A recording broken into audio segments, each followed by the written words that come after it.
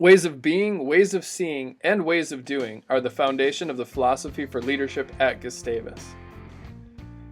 We recognize that leadership is a developmental process, and that in order to become the leader we want to be, it takes time and effort. At Gustavus, we consider leadership to be more than a position or role.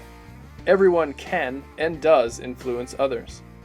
Leaders are not born, they are made. Individuals can work on their strengths and build skills to lead from where they are.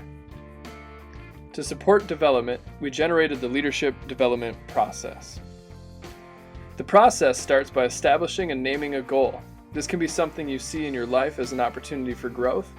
For example, let's choose the goal of making values-based decisions more often. From there, we move to explore.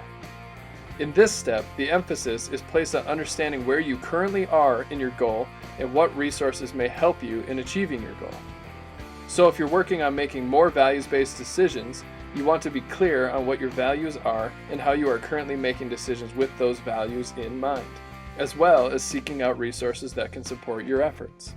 After gathering resources and assessing your current situation, we move to focus. Here's where we get specific and name what actions are going to take to develop this skill or habit.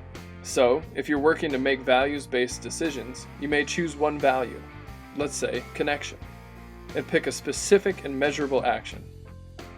For example, I'm going to intentionally have conversations with 3 people this week that go beyond the surface, where we talk about and connect over our values. The next step in the process is to test, to try and practice or experience that specific action. After test, the next step is to refine. This is where the outer loop comes into play, reflect and feedback.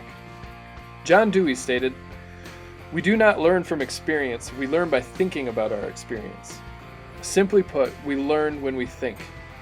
In the refine stage, this is where thinking about the experience and seeking feedback from others becomes a crucial step in the learning process.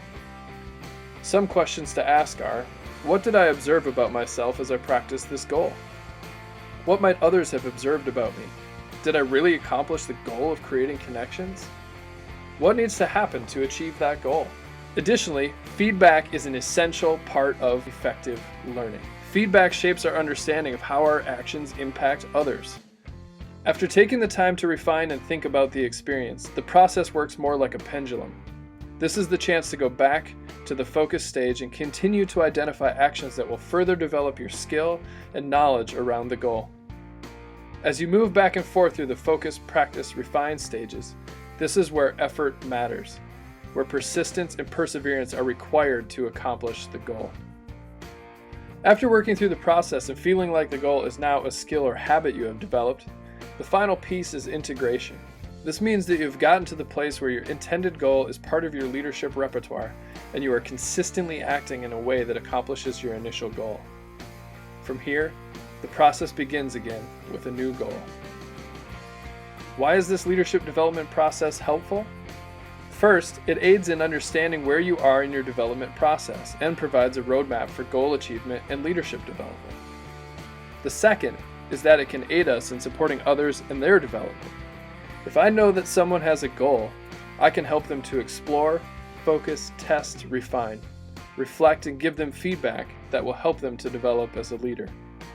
This process works for all leadership goals. An important place to refer to for goal development is the Gustavus leadership philosophy, in particular, ways of being, seeing, and doing.